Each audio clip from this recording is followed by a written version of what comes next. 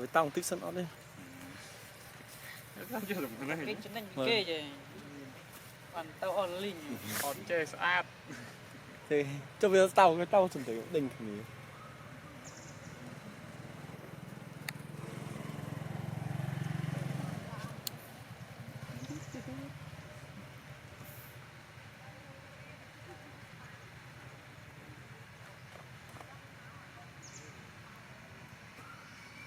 ready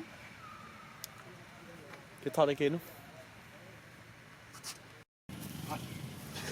rồi anh cột nó cột nữa còn nó lép mai theo chị mà cái nắp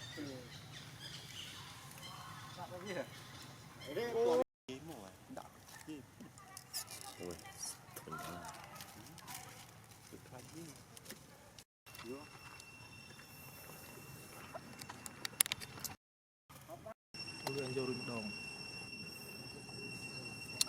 tao má là sao này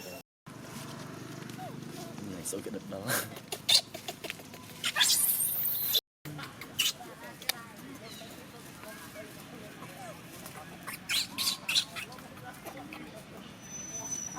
lom đi mà đây riết anh khi bị tìm câu gì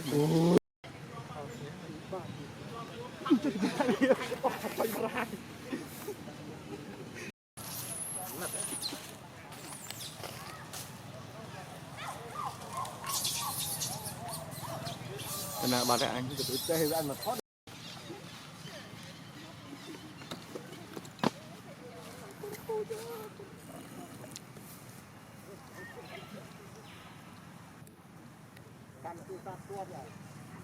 chạy đấy mày chuyện Việt Nam ôi anh đi thợ đứa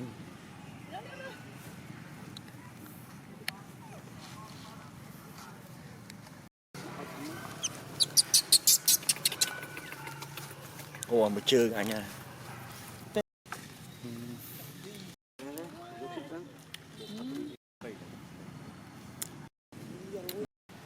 anh mang hiểm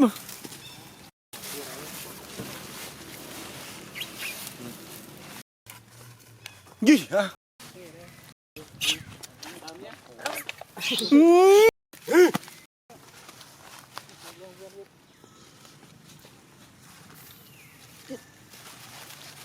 lại đâm luôn đâu à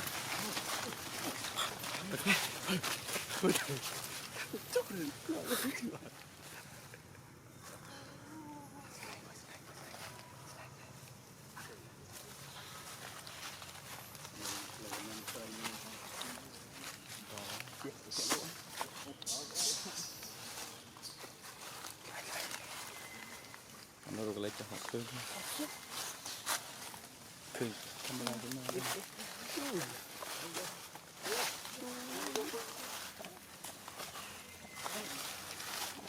ồ này đi anh nhá ô anh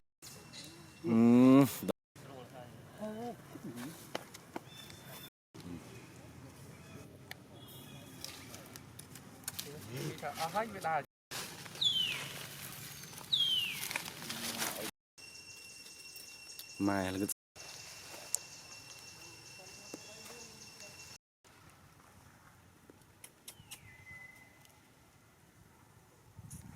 ơi anh à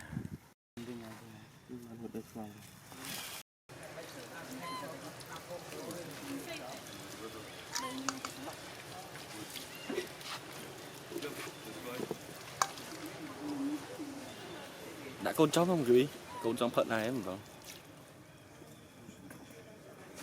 à lấy nó này anh mình đã con đó anh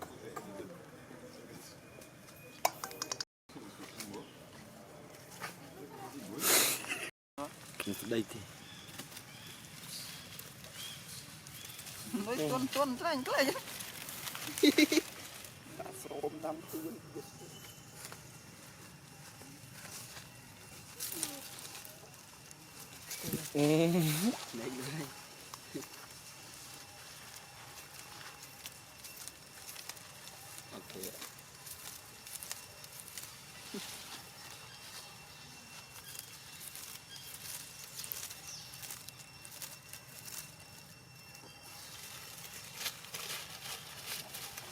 Nah, cak aman nó.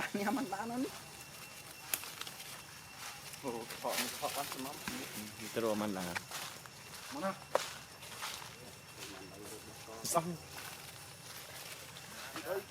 Ở dưới đâu mà nó. Cái miền nó xin một miền.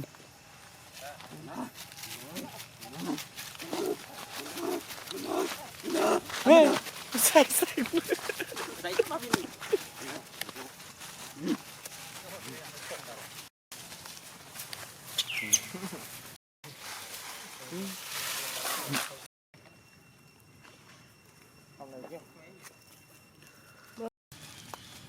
Không, nhưng xong ra chặn luôn. Mà mày cái nào cho lên. Thôi mày.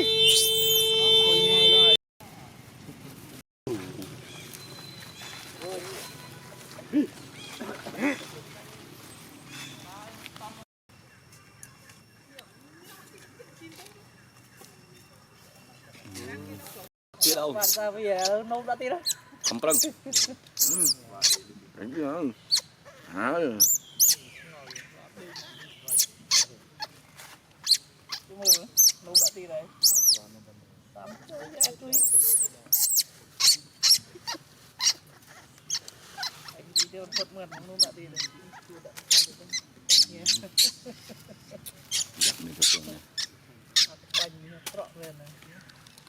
Bài chơi Dân à? Chả chi nữa. Ấy, không xe. ui. À là bò này. Sire. Dọn vô biết tôi Còn như bây giờ nó chứ. Con chắp với đạo khán này mình chắp bàn gì. Chả bảo thọ cũng ngỏ.